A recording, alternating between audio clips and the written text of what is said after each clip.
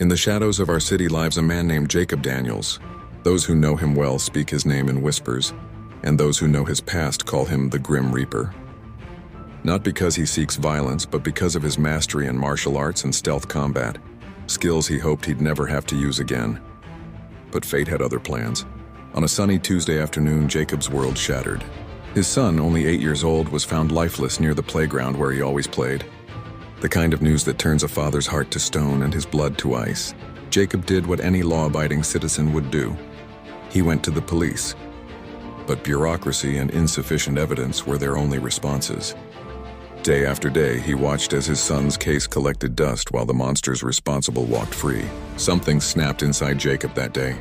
The martial artist who had hung up his gloves. The master who had chosen peace felt an ancient fire rekindling in his bones. If they won't deliver justice, he thought, then I will.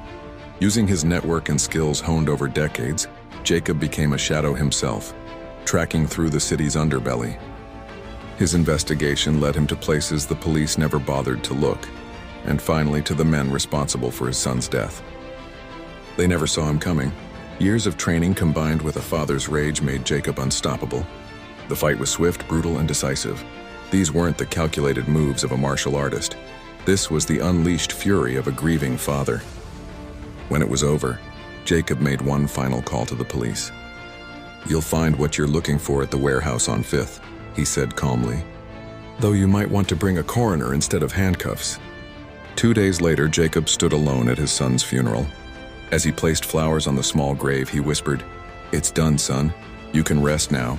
The Grim Reaper had claimed his last victim, and Jacob Daniels disappeared into the shadows once more, leaving behind only whispered legends of justice served.